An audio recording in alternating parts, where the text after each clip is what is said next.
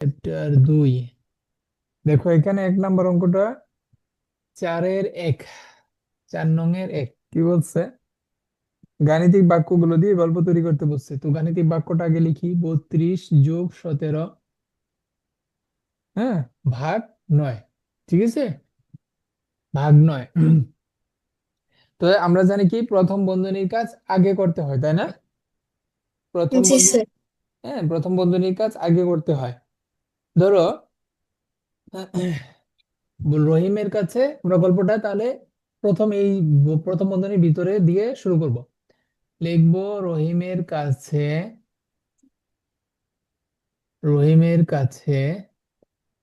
32টি আম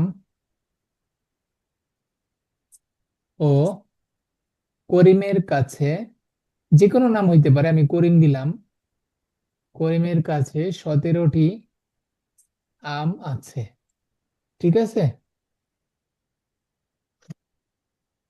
তাদের দুইজনের আম একত্র করে, তাদের দুইজনের মধ্যে যে আম আছে তাদের সেই আমগুলো একত্র করে তাদের দুইজনের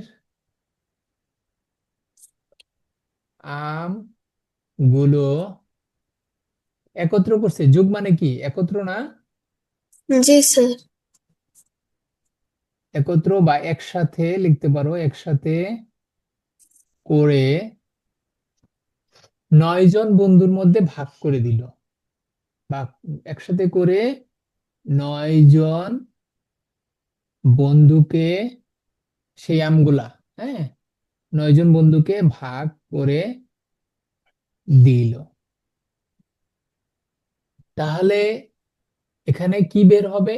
এখানে সবগুলো আম যোগ করার পর 9 জনকে দিছে, তার মানে কি একজনের আম বের হবে না? একজন কয়টা করে আম পাবে? তাহলে একজন বন্ধু কয়টি করে আম পাবে?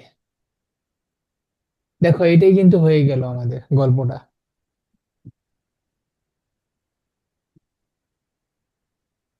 বুঝছো? জি স্যার।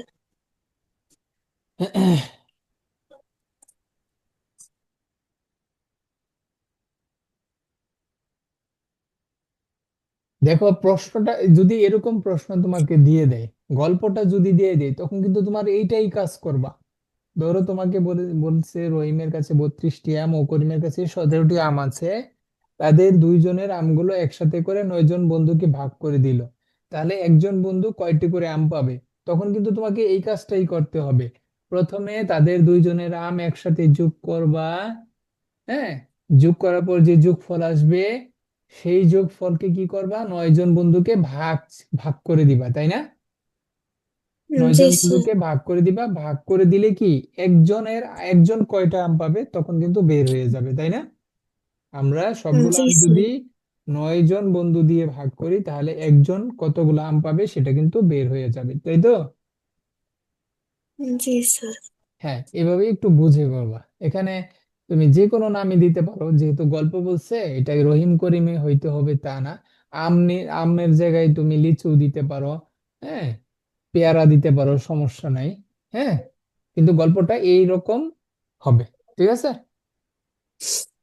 জি স্যার। আচ্ছা, তাহলে এবার পরেরটা কি বলছে? পরেরটা পড়বা, 800 - 125 গুণ 5 যোগ 18 গুণ 6।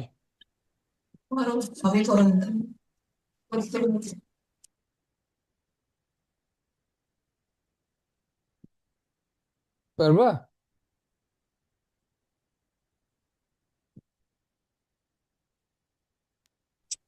স্যার এটা একটু বড় আছে, একটু বুঝিয়ে দিলে ভালো হতো। আচ্ছা ঠিক আছে। তো এখানে 2 নাম্বার যেটা বলছে, 800, যে গাণিতিক বাক্যটা দিয়ে আছে সেটা একটু লিখে নেই। 125 গুণ 5 যোগ হচ্ছে 18 গুণ 6। ঠিক আছে। দেখো আগে কি আমরা প্রথম বন্ধনীর কাজ করছিলাম না? জি স্যার। আগে প্রথম বন্ধনীর ভিতরে, এইখানেও আমরা প্রথম বন্ধনীর ভিতরে কাজ করব। দেখো, এখানে অবশ্যই 125-এর সঙ্গে 5 গুণ আছে। তার মানে কোনো একটা জিনিসের 5বার কিনলে এভাবে লেখা যায়। আবার কোনো একটা জিনিস 18 টাকা, সেটা 6বার, 6টা কিনছি, তাহলে 18 × 6 হয়। তাহলে আমরা ওইভাবে গল্পটা সাজাইতে পারি যে ধরো সে আপেল কিনছে, 1 কেজি আপেল, ধরো আপেল কিনছে বা ডাল কিনছে, ধরো ডাল, ধরো তুমি দোকানে গেছো, দোকানে গিয়ে ডাল কিনছো, 1 কেজি ডালের দাম হচ্ছে 125 টাকা। আর 18 টাকা ধরো কোনো একটা বিস্কিট, হ্যাঁ, কোনো একটা বিস্কুট, হ্যাঁ বিস্কুট কিনছো, একটা বিস্কুটের দাম 18 টাকা, আর 1 কেজি ডালের দাম 125 টাকা, আর একটি বিস্কুটের দাম 18 টাকা। তাহলে 1 কেজি ডাল তুমি মোট 5 কেজি ডাল কিনছো, হ্যাঁ। তাহলে লিখবা, আহ ধরো তোমার নাম দিয়ে লিখি, হ্যাঁ, যে সোমাইয়া,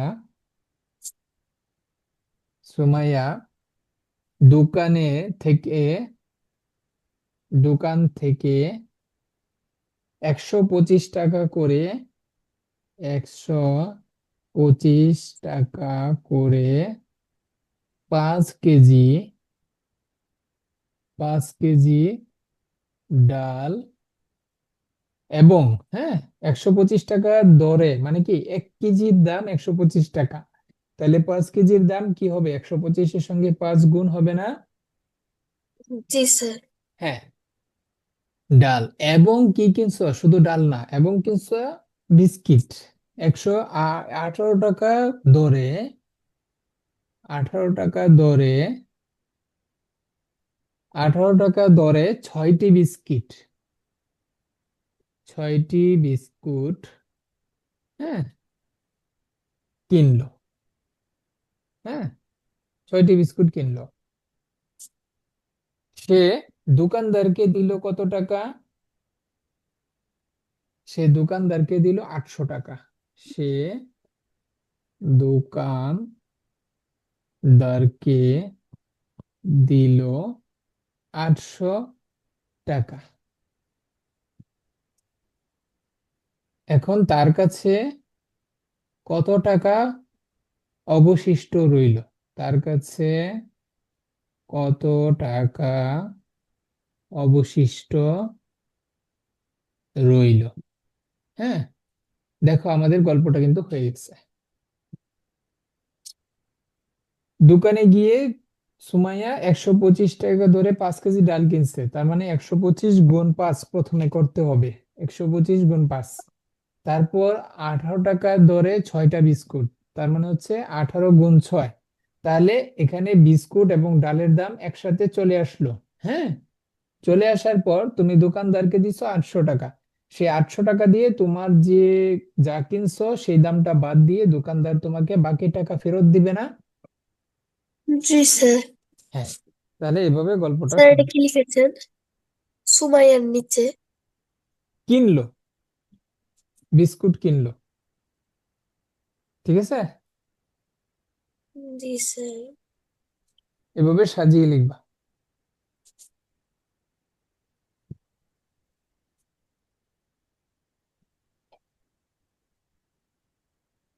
আচ্ছা, এভাবে তোলা হয়েছে। Sir 1 minute.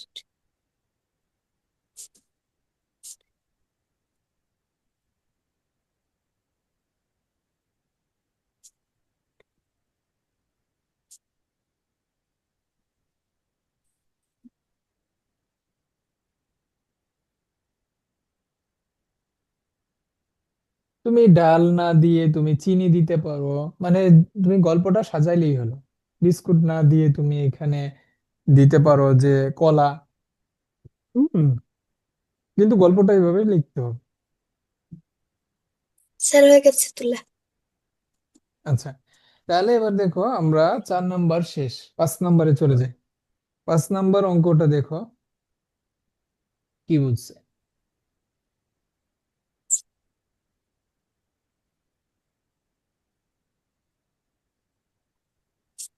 পড়ো তো কি বলছে।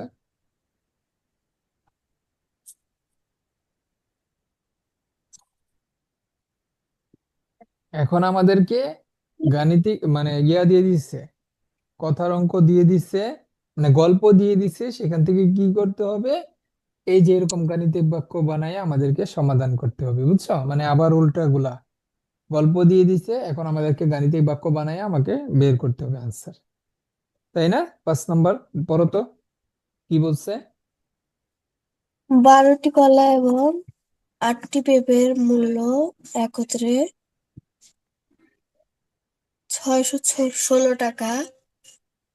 একটি কলার মূল্য 8 টাকা হলে এ- একটি পেঁপের মূল্য কত?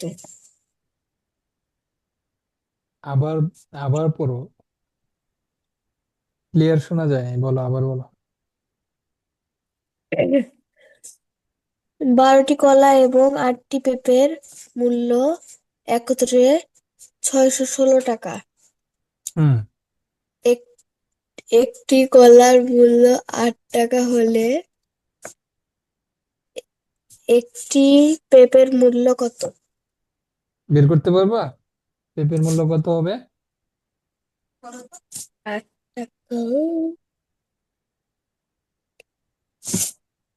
বুঝেছো কি বলছে?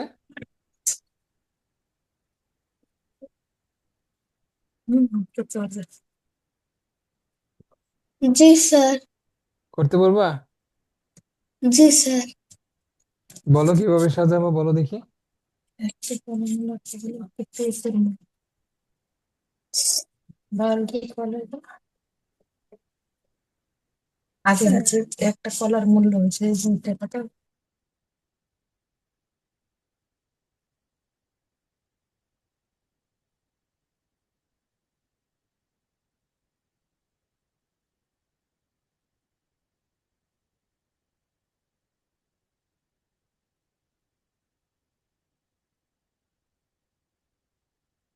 বলো, না পারলে সমস্যা, বলো, করে দিব, সমস্যা নাই।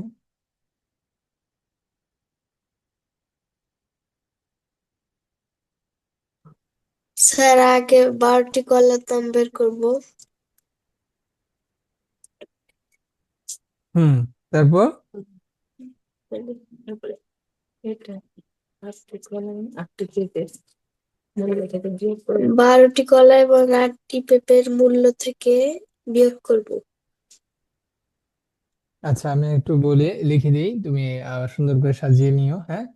দেখো, এখানে 12টি কলা ও 8টি পেঁপের মূল্য দেওয়া আছে। তো একটি কলার মূল্য কত টাকা দেওয়া আছে? একটি কলার মূল্য কত? 8 টাকা। 8 টাকা। হ্যাঁ, এই অঙ্কগুলা যদি না হুম। শিখো তাহলে কিন্তু দোকান বাজার করতে গিয়ে তুমি ঠকে যাবে। এর জন্য অঙ্ক শিখতে হবে, ঠিক আছে? তো একটি কলার মূল্য 8 টাকা, তাহলে সে কয়টি কলা কিনছে? 12টি কি কিনছে। দিয়েছেন আপনি? সুতরাং 12টি। সুতরাং 12টি কলার মূল্য কত হবে? 8 × 12, তাই না? জি স্যার। কত আসে? 96 টাকা। এবার আসো, বলছে যে 12টি কলা, 12টি কলা আর হচ্ছে তোমার এবং 8টি, 12টি কলা এবং 8টি পেঁপে। পেঁপের পেঁপে মূল্য কত মূল্য একত্রে? 600, মানে একত্রে 616 টাকা। 16 টাকা। এখন 12টি কলার মূল্য তো আমি জেনেই গেছি, তাহলে আমরা লিখবো 12টি, 12টি কলার কলা এর মূল্য কত? 12টি কলা। কলার 96 টাকা, তাই না? জি স্যার। এখন এই কলার দাম বাদ দিয়ে দিছি, কলার দাম বিয়োগ করব, হ্যাঁ। আমাদের যে যতগুলা পেঁপে কিনছি সেই পেঁপের দাম এবং 12টি কলার দাম একসাথে 616 টাকা। এখন আমি 12টি কলার দাম বের করে ফেলছি, তাহলে এই 12টি কলার দাম আমি কি বাদ দিয়ে দিব। এখানে পেঁপের দাম আর কলার দাম একত্রে আছে, সেখান থেকে কলার দাম আমি বাদ দিয়ে দিব, বাদ দিয়ে দিলে কয়টি পেঁপের দাম থাকবে? সুতরাং আটটি আটটি পেঁপে। 8টি পেঁপে কিনছিল, তাই না? 8টি পেঁপের মূল্য কত আসবে বিয়োগ করলে আমাদের চলে আসবে 8টি পেঁপের মূল্য কত? শূন্য আর 10, 11, 2 হচ্ছে তোমার 520 টাকা। ঠিক আছে, 520 টাকা। দেখো 8টি পেঁপের মূল্য বের হয়ে গেছে না? জি স্যার। 8টি পেঁপের মূল্য, সুতরাং কি প্রশ্ন করছে? একটি পেঁপের মূল্য নয়, একটি পেঁপের মূল্য বের করতে বলছে না? জি স্যার। একটি পেঁপের মূল্য বের করতে বলছে। এখন 8টি পেঁপের মূল্য তো আমি জেনেই গেছি, তাহলে এখন আমি একটি পেঁপের মূল্য বের করতে পারবো না? জি স্যার। কিভাবে বের করবো বলো? ভাগ করে। ভাগ করে। 8টির দাম 520 টাকা, তাহলে একটির দাম অবশ্যই কম হবে। কম মানে কি? ভাগ হবে। 520/8। ঠিক আছে, তাহলে দেখো ভাগ করলে কত আসে? 520, হ্যাঁ, 65 টাকা। 65 টাকা। তাহলে এইভাবে সাজিয়ে লিখতে পারবো না? জি স্যার। হুম। তারপরে দেখো, কে 5 নম্বর, 6 নম্বর কি বলছে পড়ো।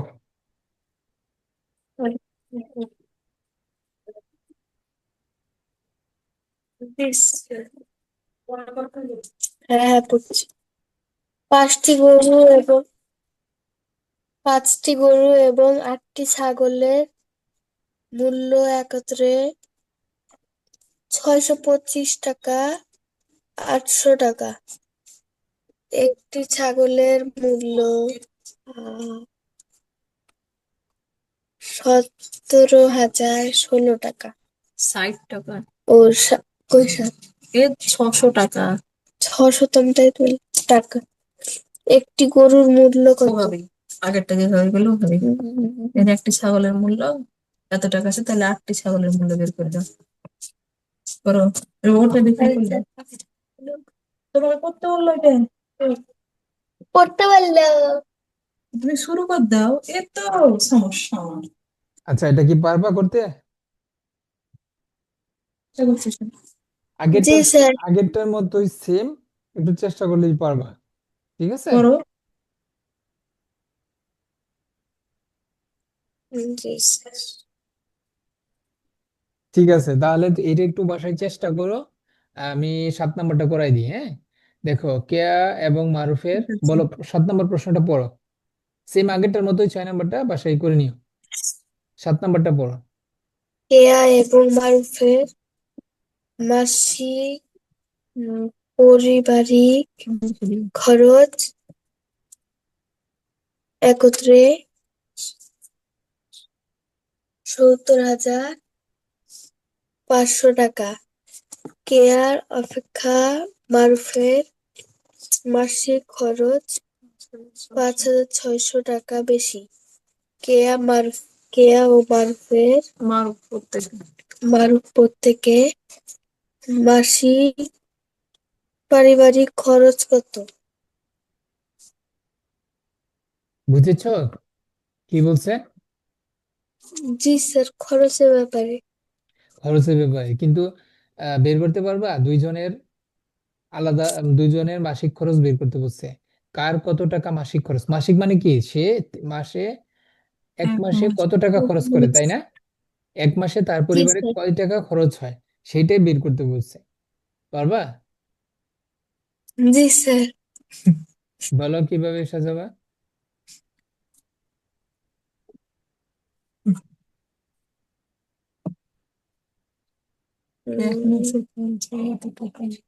এক মাসে খরচ হয় কত? রোজার মাসে খরচ হয় কত টাকা? ও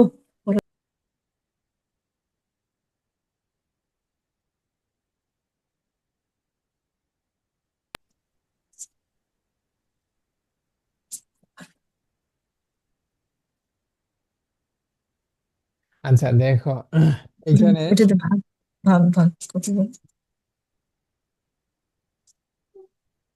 একে ভাগ করে এটার সাথে একে ভাগ যোগ করে।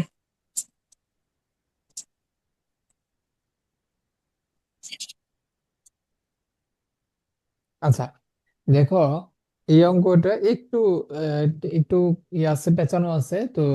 আগে তুমি ভালো করে প্রশ্নটা বুঝে নিবা, তারপর এইখান থেকে আমরা যেভাবে সমাধান করব সেটা একটু দেখাই দিচ্ছি আমি। এটা দুই ভাবে করা যায়। এখন আমরা ক ধরে কি আগে অঙ্ক করছো? ক খ ধরে, ক খ ধরে জি আগে কখনো অঙ্ক করছো? জি স্যার। আচ্ছা, তাহলে ধরে করি। হ্যাঁ, ধরে করলে সহজ হবে। হ্যাঁ, যদি ধরে করতে পারো সবচেয়ে সহজ হবে। দেখো, কেয়া এবং মারুফের মাসিক খরচ একত্রে বলছে 70,500 টাকা। কেয়া অপেক্ষা মারুফের মাসিক খরচ 5,600 টাকা বেশি। তাহলে কার খরচ কম? বলো তো, দুইজনের মধ্যে কার খরচ মাসে কম? এয়ার। কেয়ার মাসিক খরচ কম। তাহলে যার মাসিক খরচ কম সে তারটাই আমরা ক ধরে নিব। ঠিক আছে, ধরি, ধরি কেয়ার মাসিক আহ মাসিক খরচ, মাসিক, মাসিক পারিবারিক, পারিবারিক না লিখলেও সমস্যা নাই, মাসিক খরচ ক টাকা। হ্যাঁ, এটা আমরা ধরে নিলাম, যেহেতু জানি না এই জন্য ক ধরে নিচ্ছি। ঠিক আছে, এখন যেহেতু বলছে কেয়া অপেক্ষা মারুফের মাসিক খরচ 5,600 টাকা বেশি, যেহেতু, যেহেতু কেয়ার চেয়ে, হ্যাঁ, কেয়া অপেক্ষা, প্রশ্ন দেখে দেখে লিখবা, সমস্যা নাই, প্রশ্নে দেওয়াই আছে। কেয়া অপেক্ষা মারুফের, কেয়া অপেক্ষা মারুফের মাসিক খরচ, মাসিক খরচ 5,600 টাকা বেশি, 5,600 টাকা বেশি, তাই না? মানে কেয়ার চেয়ে মারুফের খরচ আরো বেশি, কত টাকা বেশি? 5,600 টাকা। তাইলে সুতরাং মারুফের, সুতরাং মারুফের মাসিক খরচ কত বলতো? এই যে কেয়ার যে খরচ, সেই খরচের চেয়ে, সেই খরচের চেয়ে কত টাকা বেশি? 5,600 টাকা বেশি, তাই না? জি স্যার। কেয়ার যে খরচ তার চেয়ে আরো 5,600 টাকা তার বেশি, এই জন্য আমি যোগ করছি কেয়ার খরচের যে টাকা ক, তার চেয়ে 5,600 টাকা আরো বেশি মারুফের মাসিক খরচ। বুঝেছো এই এই লাইনগুলা যেভাবে লিখছি? জি স্যার। এখন দেখো, বলে দিছে দুইজনের একত্রে খরচ 70,500 টাকা। তাহলে আমরা প্রশ্ন মতে লিখতে পারি, প্রশ্ন মতে মানে প্রশ্নে যেভাবে বলছে যে একজনের খরচ হচ্ছে ক টাকা, আর মারুফের খরচ হচ্ছে ক যোগ 5,600 টাকা। তাহলে এই দুইজনের খরচ একত্রে কত টাকা? 70,500 টাকা বলছে না প্রশ্নে? জি স্যার।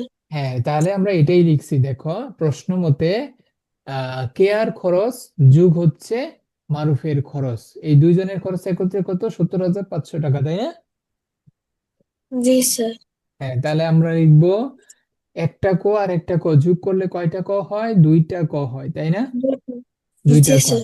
আর এখানে দেখো যোগ 5,600 টাকা আছে, তো এই বাম পাশে যোগ আছে, সেইটা আমরা ডান পাশে নিয়ে যাব। দেখো, ক আর ক এইগুলা একসাথে নিয়ে আসবো, আর ক ছাড়া বাকিগুলো আমরা ডান পাশে নিয়ে যাব। দেখো, এই পাশে যোগ আছে, বাম পাশে যোগ আছে, ডান পাশে গেলে কি হবে? বিয়োগ হবে। এটা কি জানো? জি স্যার। আচ্ছা, তাহলে এখন যদি বিয়োগ করো 70,500 থেকে 5,600 বিয়োগ করলে কত আসে? দেখি একটু ক্যালকুলেটরে। তুমি হাতে করবা, তোমাদের স্কুলে না যদি দিবে, দিতে পারে, ক্যালকুলেটর দিতে পারে, যদি দেয় তাহলে ক্যালকুলেটরে করবা, আর না হলে হাতে করবা। 70,500 বিয়োগ 5,600, 5,600 কত আসে? 64,900, 64,900 টাকা। ঠিক আছে, আর এই পাশে কি আছে দেখো, দুইটা ক, তাই না? দুই জি গুণ ক, স্যার। দুই আর ক পাশাপাশি আছে, তার মানে কি এখানে গুণ চিহ্ন আছে, গুণ চিহ্ন আমরা লিখি না। তাহলে এখানে দুই, দুই কয়ের সঙ্গে গুণ আকারে আছে। হ্যাঁ, এই গুণ, এই বাম পাশে গুণ থাকলে ডান পাশে কি গিয়ে কি হয়? বাপ্পা শুন ভাগ। ভাগ হয়। বাম পাশে গুণ থাকলে ডান পাশে আসলে কি হয়? ভাগ হয়। ভাগ। ঠিক আছে, ভাগ জি দুই স্যার। দাও, আসবে 32,450 টাকা। ভাগ করলে আসবে কত? 32,450 টাকা। 32,450। স্যার ওটা কি লিখেছেন? ওটা দুইয়ের সুতরাং উপরে। কোনটা এটা? হ্যাঁ। এটা ভাগ চিহ্ন। না না, দুইয়ের উপরে। এই দুইয়ের উপরে ডাক্তার উপরে, ডাক্তার উপরে। 64,900। এই যে এইটার এটা বিয়োগ করলে ছয়। হ্যাঁ, 6,490। 64,900। আচ্ছা, প্রয়োজনে আরেকটা লাইন বেশি করতে পারো। হ্যাঁ, সমস্যা নাই। আমি একটা লাইন কম করছি, আমি আরেকটা লাইন বেশি করো, সমস্যা নেই। 64,900 তো, আরেকটা লাইন বেশি করো, একটু বেশি। 2 গুণ এখানে কত আছে? বিয়োগ করলে আসে হচ্ছে 64,900, তাই না? তাহলে এখানে দেখো বাম পাশে 2 গুণ আছে, তাহলে গুণ আকারে আছে, এখানে এর মান আসবে হচ্ছে ভাগ হবে। বাম পাশে গুণ আছে, ডান পাশে আসলে কি হবে? গুণ ভাগ হবে। তো এখানে কতর মান কত আসবে? কত আসছিল বিয়োগ করলে? 32,450। 32,450 ভাগ করলে আসবে। তো সুতরাং এর মান কত আসছে? 32,450। সুতরাং কার টাকা বলো তো? কেয়ার টাকা না? কেয়ার মাসিক খরচ না? জি হুম? স্যার। সুতরাং লিখবা কেয়ার মাসিক খরচ 32,450 টাকা। তাহলে কেয়ার টাকা, কেয়ার মাসিক খরচ বের হয়ে গেছে। এখন মারুফেরটা বের করতে পারবা না? জি স্যার। মারুফের মাসিক খরচ কত?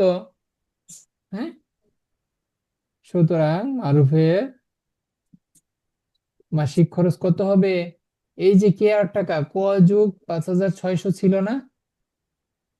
পাঁচ হাজার জি ছয়শো ছিল, স্যার। দেখো কত সমান কত লিখবো? 32,450 যোগ লিখবো 5,600। ঠিক আছে, এখন যোগ করে দিলেই আমাদের আনসার চলে আসবে। কত আসবে? 5,600, 38,050 টাকা। 38,050 টাকা। ঠিক আছে, পারবা না? জি স্যার। এইভাবে করতে হবে, এভাবে এইভাবে করবে। একটু বড়, কিন্তু বারবার করলে পারবা। জি স্যার। এবার আসো 8 নাম্বার কি বলছে দেখো। 8 নাম্বার, রনি এবং বাসিরের কাছে একত্রে 780টি লিচু আছে। রনি অপেক্ষা বাসিরের কাছে 64 লিচু কম আছে। রনি এবং বাসিরের প্রত্যেকের কতটি করে লিচু আছে? এই 7 নাম্বারের মতোই, পারবা না? জি স্যার। ঠিক আছে। 9 নাম্বার তাহলে দেখো, সাইব সাহেব বাজার থেকে 25 কেজি চাল, 350 টাকার সরিষার তেল এবং 668 টাকার মশলা কিনলেন। প্রতি কেজি চালের মূল্য 72 টাকা। তিনি দোকানদারকে 3,000 টাকা দিলেন। দোকানদার তাকে কত টাকা ফেরত দিবেন বলো তো? কিভাবে করবা? জি স্যার। পারবা? জি স্যার। পারবা।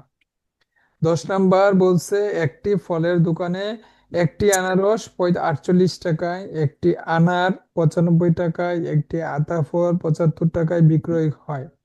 সোনিয়া 4টি আনারস, 2টি আনার এবং 5টি আতা ফল কিনে 1,000 টাকা দোকানিকে দিলে কত টাকা ফেরত পাবে? প্রথমে গুণ করে, তারপর যোগ করে, তারপর বিয়োগ করে শেষে। পারবা? 10 নাম্বার জি স্যার। পারবা। এগুলো আগের মতোই, আগে আমরা করে আসছি। এরপর দেখো, ফাতিহা, সুলতান এবং আফরিন তিন তিন ভাই বোন। হ্যাঁ, তাদের 3 ভাই বোন, তারা তাদের বাবার সঙ্গে মেলায় গিয়ে নাগরদোলায় চড়লো। নাগরদোলায় প্রতিবার উঠলে 15 টাকা করে দিতে হয়, হ্যাঁ, চড়ার জন্য। নাগরদোলায় ফাতিহা 5 বার চড়লো, হ্যাঁ, 5 বার উঠলো। সুলতান 7 বার উঠলো এবং আফরিন কয়বার উঠছে? 1 বার উঠছে। বাবা কাউন্টারে 500 টাকা দিলেন, তিনি কত টাকা ফেরত পাবেন? পারবা? ভালো করে বিয়োগ করতে হবে। জি স্যার। জি স্যার। হ্যাঁ, আচ্ছা। তাহলে মা এবং পুত্রের বয়সের সমষ্টি 45 বছর। মায়ের বয়স, পুত্রের স্যার বয়স, হ্যাঁ। 10টাই থাকুক। হ্যাঁ হ্যাঁ ঠিক আছে, ওটা নিয়ে নাও নিয়ে নাও নিয়ে নাও নিয়ে নাও, আমি করে দিবি। এগুলো তো সহজ। নিয়ে নাও, আমি বুঝিয়ে দেবো ভালো করে। স্যার সবগুলাই দিয়ে দেন। আচ্ছা দিয়ে দিব। দেখো 12 নম্বর পড়বা কিনা, পরে তো কি বলছে। মা ও পুত্রের বয়সের সমষ্টি 45 বছর। মায়ের বয়স পুত্রের বয়সের 4 গুণ। তাদের প্রত্যেকের বয়স কত?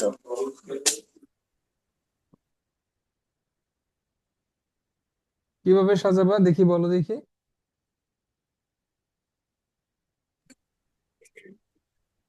আগে হচ্ছে পুত্রের বয়স বের করতে হবে, তারপরে মায়ের বয়স। তার আগে পুত্রের বয়স, তারপরে আগে মায়ের বয়স বের করতে হুম। হবে। পুত্রের বয়স ক বছর? আচ্ছা এটা একটু দেখাই দিই, হ্যাঁ একটু দেখাই দিই এখানে। ক ধরেও করতে পারো, হ্যাঁ ক ধরে করাই ভালো। অন্য নিয়মে করলে একটু বড় ইয়া হবে। ক ধরেই করবা, এই যে আগের অঙ্কগুলা ক ধরে করছি না, এভাবে ক ধরে করবা। তুমি লিখো তুমি। দেখো কি বলছে যে মা এবং পুত্রের বয়সের সমষ্টি 12 নম্বর, 45 বছর। মায়ের বয়স পুত্রের বয়সের 4 গুণ। তাদের প্রত্যেকের বয়স কত? যার এটা বয়স নিয়ে কম, যার বয়স কম সেটা ধরে নিবা, ঠিক আছে। এখানে কার বয়স কম বলো দেখি, মায়ের বয়স কম না পুত্রের? পুত্রের। পুত্রের বয়স কম, তাহলে পুত্রের বয়স ধরে নিবা। আগে কিন্তু ধরে নিছিলাম কার, কার টাকা, ওই যে তোমার কেয়ার, তাই না, কেয়ার খরচ কম, এই জন্য কেয়ারটা ক ধরে নিছিলাম। তো এখানেও পুত্রের বয়স ধরে নিবা, যেহেতু পুত্রের বয়স কম। ধরি, ধরি পুত্রের বয়স ক টাকা, সরি ক বছর, হ্যাঁ ক বছর। যেহেতু মায়ের বয়স পুত্রের বয়সের 4 গুণ, লিখে নিবা। যেহেতু মায়ের বয়স, মায়ের বয়স সমান সমান পুত্রের বয়সের, বয়সের 4 গুণ, হ্যাঁ। তাহলে পুত্রের বয়স কত? ক না, ক না পুত্রের জি বয়স, স্যার। পুত্রের বয়স ক ধরে নিছি, এর সঙ্গে 4 গুণ, হ্যাঁ 4 গুণ করতে হবে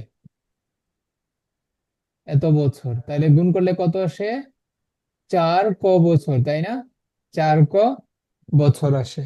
তাহলে প্রশ্নে কিন্তু বলে দিছে দুইজনের বয়সের সমষ্টি মানে যোগ করলে 45। তাহলে আমরা লিখবো প্রশ্ন মতে, প্রশ্ন মতে এই যে দুইজনের বয়স ক আর 4 ক, মানে মা আর পুত্রের বয়স যোগ করলে কত আসে?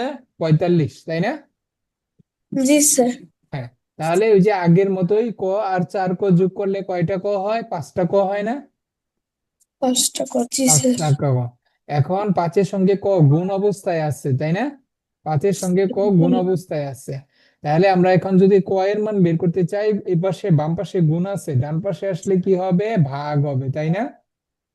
অভাগ হবে। ভাগ হবে, ভাগ জি করলে স্যার। 9 আসে। তাহলে ক সমান সমান কত আসলো?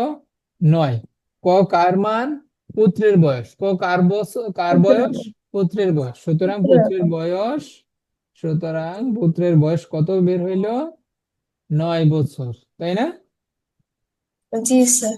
তাহলে এখন মায়ের বয়স বের করে দিবা। মায়ের বয়স তো এই যে এটাই, 4 আর ক গুণ হবে, 4-এর সঙ্গে 9 গুণ করবা, আমি করে 36 বছর কোনটা কি চলে আসবে, তাই তো। ঠিক আছে। জি স্যার। জি স্যার।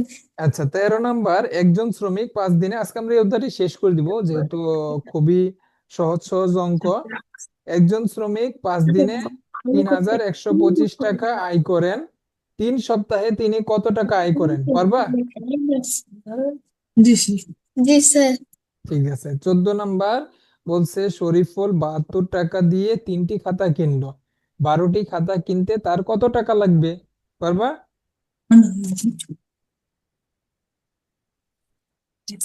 জি স্যার। ঠিক আছে। লাস্ট 15 নম্বর তাহলে, 16 জন শ্রমিক 7 দিনে একটি দেয়াল নির্মাণ করেন। আচ্ছা এটা এটা তুমি বলো তো, তুমি বলো কি বলছে। 16 নম্বর, 15 নম্বর। মানে স্যার এটা কি পড়বো? হ্যাঁ হ্যাঁ, পড়ো পড়ো, আগে দেখো, পরে আগে বুঝে নাও যে কি বুঝছে, তারপর পারবা কিনা বলো। 16 জন শ্রমিক 7 দিনে দেওয়াল নির্মাণ করেন। 4 জন শ্রমিক ওই দেওয়ালটি নির্মাণ করে কতদিন লাগবে? দেওয়ালটি 2 দিনে নির্মাণ করতে অতিরিক্ত কতজন শ্রমিক লাগবে?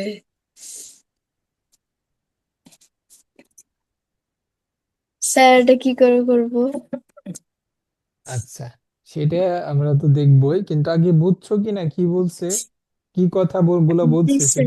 সেটা সেটা কি বুঝছো? জি স্যার। দেখো একটা এখানে দেওয়াল তৈরি করতে বলেছে। দেয়াল, দেয়াল দেখছো? দেয়াল কি দেখছো হ্যাঁ। কখনো? দেয়াল কি জিনিস? জি স্যার। এটা কোথায় থাকে? এটা আবার কোথায় থাকবে? এটা বাড়তে থাকে বাড়িতে থাকে। দেওয়ালটা। ঘর নির্মাণ করতে দেয়াল আগে নির্মাণ করতে হয়, তাই না? জি স্যার। ঠিক আছে, তাহলে ওই দেয়াল নির্মাণ করতে 16 জন শ্রমিক 7 দিনে করতে পারে একটা দেয়াল। একটা দেয়াল করতে পারে 16 জন শ্রমিক 7 দিনে, তাই না? জি স্যার। তাহলে এইটা আমরা ঐকিক নিয়মে করব। ঐকিক নিয়মটা আমরা গতদিন শিখছিলাম।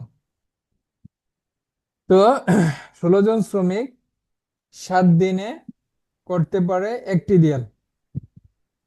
16 জন শ্রমিক 7 দিনে করতে পারে একটি দেয়াল। হ্যাঁ, তাহলে কতদিন লাগবে? 4 জনে করলে কতদিন লাগবে? আচ্ছা, 16 জনের লাগে হচ্ছে 7 দিন। 16 জন শ্রমিকের শ্রমিকের লাগে কতদিন? 7 দিন। 7 দিন। 7 দিন লাগে। এখন ওই দেয়ালটাই যদি একজনে করে কতদিন লাগবে বলো তো? এক তাহলে একজনে যদি করতে যায় ওই দেয়ালটা কতদিন লাগবে? স্যার ভাগ করতে হবে। কেন ভাগ করতে হবে? একজনে, ধরো তুমি তোমরা 2 জন বন্ধু মিলে একদিনে একটা কাজ করছো। 2 জন বন্ধু, 2 জন বন্ধু মিলে কাজ করছো একদিনে, কোনো একটা কাজ করছো, সেটা একদিন লাগছে। এখন একজন যদি করতে চাও, একজন যদি ওই কাজটা করতে চাও, তাহলে বেশি দিন লাগবে না? স্যার 2 জন, 2 দিন লাগবে। হ্যাঁ, 2-3 দিন। দুই 2 দিন লাগবে কেন? কারণ তো একটা কাজ করছো 2 দিনে, 2 দিনে তো মানে 2 জনে করছো একদিন লাগছে, তাহলে একজনে করলে কি বেশি লাগবে না? বেশি জি লাগবে স্যার। সময়, একজনে যদি করতে যাও বেশি লাগবে সময়, বেশি লাগবে একজনে। এটা খেয়াল রাখবা, এটা খেয়াল রাখবা। অনেকে করে কি ভাগ করে দেয়। এখন বুঝতে হবে যে আসলে কি বলছে। হ্যাঁ, 2 জনে একটা কাজ করবা একদিনে, আর একজন ওই কাজটা করতে গেলে সময় অবশ্যই বেশি লাগবে। বেশি লাগলে কি করতে হয়? গুণ করতে হয়। গুণ তাহলে করতে হয়। এখানে কি ভাগ হবে না গুণ হবে বলো? হুম, স্যার ওখানে গুণ হবে। গুণ হবে। ঠিক আছে, একজনে ওই একটা দেয়াল বানাইতে পারবে কখনো কম সময়ে? না কখনোই স্যার। কম সময়ে, বেশি সময় লাগবে। 16 জন করছে 7 দিনে, তাহলে একজন করতে ওর আরো বেশি সময় লাগবে। তাহলে কতজনে করবে? 4 জন। এখন 4 জন করবে, চার। 4 জন করবে, তার মানে কি এই এই সময়ের চেয়ে কম সময় লাগবে না? একজন লাগছে, একজনের যত দিন সময় লাগছে 4 জন করলে দিন। কি আরো কম লাগবে না? জি স্যার। কম লাগবে। কম লাগলে কি করতে হবে? ভাগ করতে হবে। ঠিক আছে, বুঝছো? জি স্যার। আচ্ছা, এবার 4 দিয়ে ভাগ করলে 4 ভাগফল, আবার 4 দিয়ে 16কে ভাগ করলে 4 ভাগফল। তাহলে কি থাকে? 7 আর 4 গুণ করলে কত হয়? 28 দিন। তার মানে কত দিন লাগবে? 4 জন শ্রমিকে করলে 28 দিন সময় লাগবে। 28 দিন। হুম, বুঝছো? জি স্যার। ঠিক আছে, এটা তাহলে আমাদের ক নাম্বার গেল, কিন্তু খ নাম্বারও আছে দেখা যায়। খ নাম্বারও আছে। খ নাম্বার কি বলছে? দেয়ালটি 2 দিনে নির্মাণ করতে অতিরিক্ত কতজন শ্রমিক লাগবে? আচ্ছা, আচ্ছা, দেয়াল নির্মাণ করছে 7 দিনে, 16 জন করছে 7 দিনে, এখন যদি 2 দিনে বানাইতে চাও দেয়ালটা, তাহলে কি শ্রমিক বেশি লাগবে না? জি স্যার। হ্যাঁ, কারণ যেখানে 7 দিনে করতো 16 জন শ্রমিক, তাহলে একদিনে মানে 2 দিনে করতে গেলে অবশ্যই শ্রমিক বেশি লাগবে, মানে আরো বেশি লোক একসাথে থাকলে কাজটা তাড়াতাড়ি করতে পারবে। তো আমরা সাজাবো কিভাবে? সাজাবো আগের মতোই লিখো, আগের মতোই লিখে করতে পারো। যেমন আমরা লিখি, এবার আমাকে বলছে কতজন শ্রমিক লাগবে, তার মানে শ্রমিক আসবে পরে আর দিন যাবে আগে, আগে লিখতে হবে। দেখো, 7 দিন, 7 দিনে নির্মাণ করে দেয়ালটি, 7 দিনে দেয়ালটি 7 দিনে নির্মাণ করতে, 7 দিনে নির্মাণ করতে শ্রমিক লাগে, 7 দিনে নির্মাণ করতে শ্রমিক লাগে কতজন? 16 জন। 16 জন শ্রমিক লাগে। তাহলে সুতরাং দেয়ালটি একদিনে, একদিনে নির্মাণ করতে শ্রমিক কতজন লাগবে বলো তো? তার বেশি লাগ বেশি লাগবে। বেশি লাগবে, তাহলে কি করতে হবে? 16-র সঙ্গে 7 গুণ করতে হবে, তাহলে এতজন শ্রমিক লাগবে, গুণফল যা আসবে সেটাই। এখন যদি আমি 2 দিনে নির্মাণ করতে যাই, তাহলে কি একদিনে যা লাগে 2 দিনে করলে কি কম শ্রমিক লাগবে না? জি স্যার। কম লাগলে কি করতে হয়? ভাগ করতে হয়। যখনই কম লাগবে তখন ভাগ করতে হবে। 2 দিয়ে 16-কে ভাগ করলে ভাগফল 8, 8 আর 7 গুণ করলে কত আসে? 56 দিন লাগবে। পারবো না? জি স্যার। ঠিক আছে, তাহলে আমাদের আজকের অধ্যায় শেষ। তাহলে আগামী দিন আমরা তৃতীয় অধ্যায় করব, হ্যাঁ? জি স্যার।